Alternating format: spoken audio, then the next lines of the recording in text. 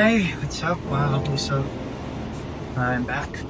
Papasalamat pa rin ako sa inyo na sa span of a month napag-stay ko sa'yo. Na sinuportahan niyo ako. At sana hindi ko kayo biligo dahil yun yung work ko everyday.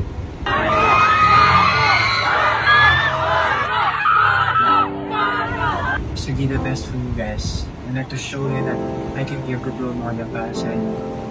Because I love you and from the bottom of my heart.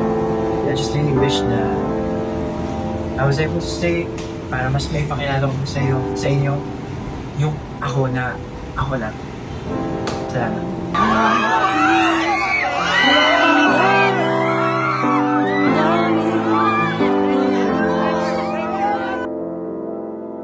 At naubos, hindi ko alam kung gaano kalayo